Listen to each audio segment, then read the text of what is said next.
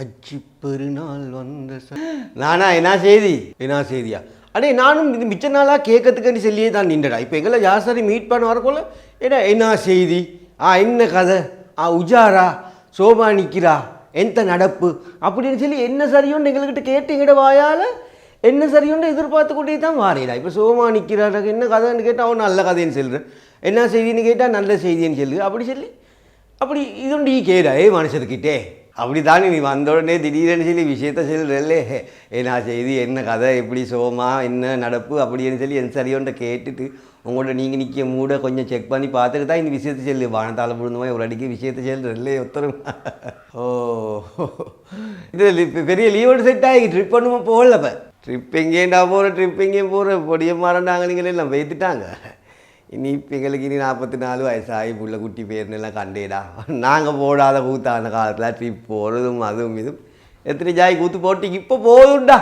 எனக்கு தெரியும் உங்களோட வைஃப் தான் உங்களுக்கு ட்ரிப் போகிறதுக்கு வானப்பட்டு சொல்லி நீங்கள் நோண்டி கப்பாப்பிக்கிறதுக்கு இப்போ இப்படி சொல்லியேனா பொடியம்மாரெல்லாம் பேத்து கொஞ்சம் மனுஷனும் தானே நீ மனுஷன் கொஞ்சம் சமைச்சு கொடுத்து தான் அப்படி சொல்கிறேன். சரி செல்லு இப்போ நான் கேட்க உனக்கிட்ட என்ன செய்தி எந்தக்கு வந்தேன் இல்லை இதை கொஞ்சம் பெருநாள் இதெல்லாம் இதாகி கொஞ்சம் கஷ்டம்.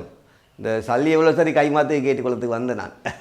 சல்லியா எவ்வளோ மட்டும் ஒரு 3000 ரூபாண்டு மாதிரி இதுதான் நல்ல 3000 ரூபாய்னா சரி தாரு நீ ஒரு கஷ்டமாயிக்கும் உனக்கு இந்த காலத்துலேடா. இந்த வெள்ளைக்கு திண்டா நீ?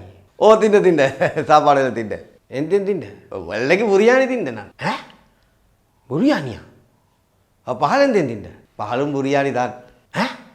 பிரியாணியா? ராவிக்கும் பிரியாணியாம் வைஃப் செல்ற. அடே வெள்ளை பகல் ராவில்ல நீங்கள் பிரியாணி தின்ட்டுட்டு சும்மா சல்லில்லை எங்கள்கிட்ட 3000 ரூபா கடனுக்கு கேட்டுக்குவார் என்னடா? நார்மலாக பெரிய சல்லிக்காரரே வெள்ளைக்கு பகலைக்கு ராவிக்கு பிரியாணி தின்னுங்கல்ல, நார்மல் சாப்பாடு தான் தின்னுங்க. நீங்கள் பாருடா பிரியாணி அதே விதம் தின்னுக்கணும் எங்கள்கிட்ட கடனுக்கு சல்லி கேட்டுக்கொண்டிக்க நீ எல்லாம் பொஷாத்தான் வேலை. நீங்கள் நேற்று பெருநாளைக்கு ஆக்கின சாப்பாடு பேலன்ஸ் ஆகினதை தான் சூடாக்கி நீ பெருநாளேந்து மறுநாளும் தின்னுங்க சூடாக்கி 175 வீட்டிலே பெருநாள் கொண்டே ஆடினாக்கள் இது தான் தின்னுங்க. வீசியது அநியாயமே வீண் வீரியம் பண்ணப்படாதே தான் விஷயம் விலகினேன்.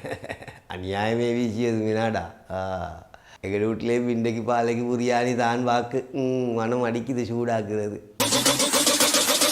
These nuts, these nuts, these nuts.